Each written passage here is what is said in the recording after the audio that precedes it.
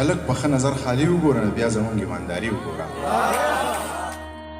مستو مستو هورو ذکر وکړو، یو شیخ پکې د خپل باغ د کجورو ذکر وکړو، هوا راته د کونډو او مجبورو ذکر وکړو، جمعه پکې په تش لاس د انګورو ذکر وکړو. ما که غلطېږم نو وبښئ، ولې چې چاته ویلی نه دی او پوره هم نه دی. نیمګړی نظم دی چې د زمرودو غره دې هم ستا شي، سپوږمۍ دې ستا شي، لمر دې هم ستا شي، د ایوان غټه چوکۍ هم ستا شو او د مشرۍ دا پګړۍ هم ستا شوه.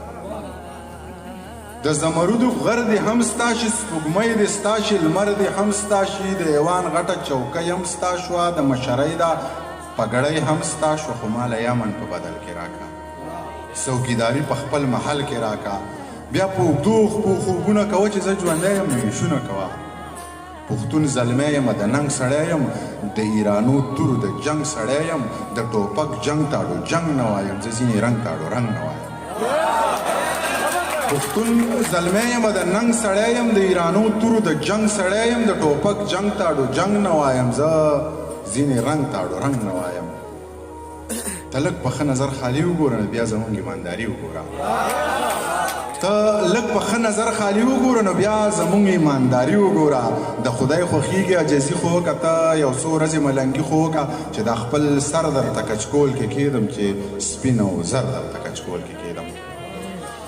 بل نظم درته وایم چې جومات کې په منبر ناس مولا خپله قیسه وکړه، زما په غوږو راغله هوا خپله قیسه وکړه. جومات کې په منبر ناس مولا خپله قیسه وکړه، بهر د پیزارځی سره چا خپله قیسه وکړه، زما په غوږو راغله هوا خپله قیسه وکړه، او زه غلی پاتې نه شوم، جو ما خپله قیسه وکړه. نو لږ واوره، مولا پکې د مستو مستو هورو ذکر وکړو، یو شیخ پکې د خپل باغ د کجورو ذکر وکړو، هوا راته د کونډو او مجبورو ذکر وکړو، جو ما پکې په تش لاس د انګورو ذکر وکړو. نو خبر یې د ټولو ناول وشوې په ما پسې کنځلې، بیا غلې پټې پټې په مولا پسې کنځلې، سپورزل په ښکلو وکړې په هوا پسې کنځلې، او دې لیوني ونه کړې په چا پسې کنځلې. د ټولو ناول وشوې په ما پسې کنځلې، بیا غلې پټې پټې په مولا پسې کنځلې، سپورزل په ښکلو وکړې په هوا پسې کنځلې، او دې لیوني ونه کړې په چا پسې کنځلې. نو ستا خیال دی یو زه پکې د امن او د مینې په مسلک یم، د عدم تشدد په فلسفه باندې ښه کلک یم، خلاف د جنگ جګړې بم بارود او د ټوپک یې پښتون یم، د دې خلکو د لوبو چنچڼک یم.